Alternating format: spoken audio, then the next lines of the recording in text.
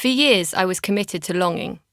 Longing for a reply to a text message, for an I love you, or for a man to look at me a certain way. If I was in a relationship, I longed for it to last, and if I wasn't, I longed to find one. My longing was a restlessness that spread out into my life like a mist. I could not see anything clearly with it there. I used to think it was love that I was longing for, but I was wrong. I was obsessed with the idea of love, not the truth of it. All those years and nights I spent asking, when will I find love? I never paused to think about what precisely it was. Do many of us? We don't learn about love at school.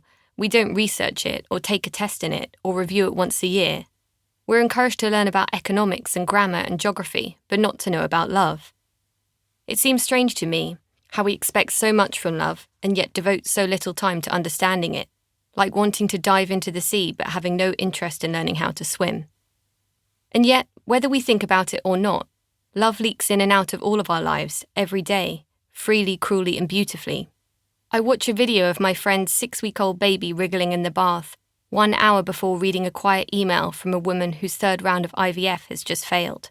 I think about 2 new engagements, another that was called off, another that never happened. I listen to the friend trying to build a new life after an unexpected divorce, the friend who is grieving a parent, the giggly optimism of another friend tentatively unwrapping a brand new love. On and on it wilts and blooms, the love in all of our lives, unknowable and undefinable, or so I thought. For a long time, I assumed love was the source of my unhappiness. I wanted to understand why it felt beyond my capabilities. Why could I walk away from a job I was unhappy with, but not from a bad relationship? Why did I have agency in every other aspect of my life and not in love? Why did I assume marriage would be the end of something and not the beginning? My suspicion that I had misunderstood love completely was what Elizabeth Gilbert once described as a breadcrumb of curiosity, a clue that I needed to pick up and follow. That's why, for the last 4 years, I've asked writers and therapists and experts about their experiences of love in an email newsletter called Conversations on Love. I've listened to people talk about their love for a person, for a city, for a poem, for a tree. I've listened to a man say he wished he'd slept with more people, and a woman say that sex is the dream life of a marriage. I've listened to people share stories about sustaining a 26-year-long friendship across different countries, about falling in love while losing a child or grieving a sibling, about seeing babies born in war zones, and about learning to find romance in solitude. Each one was a reminder that love was possible, and that my understanding of it had been limited. While I was having these conversations, love was leaking in and out of my life too. The interviews expanded my idea of what love could be and what it could look like, but it wasn't until I started trying to conceive after a miscarriage that I began to see how much more I had to learn. Because although I thought I'd outgrown my propensity towards longing, there were many similarities between my longing for a baby in my 30s and my longing for a boyfriend the decade before.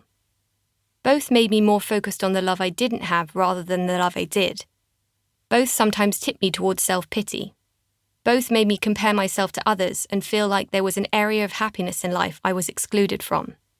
I used to look longingly at couples holding hands on Sundays, but now I fixated on women pushing buggies round the local park. The thing I was longing for had changed, but the restless, searching feelings were the same. I understood then there would always be something to long for in love, if I continued to see it in this narrow way. A boyfriend, a marriage, a baby, a second baby, a grandchild, another decade on this earth with my mother, father, or husband. So I began to ask more questions. I began to write this book. Every day you will be asking your own questions about love too.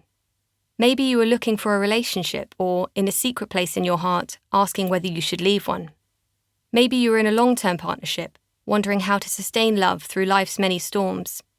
Maybe you are a parent and you want to be a better one, or you've lost a parent and that loss suddenly seems to dwarf everything else.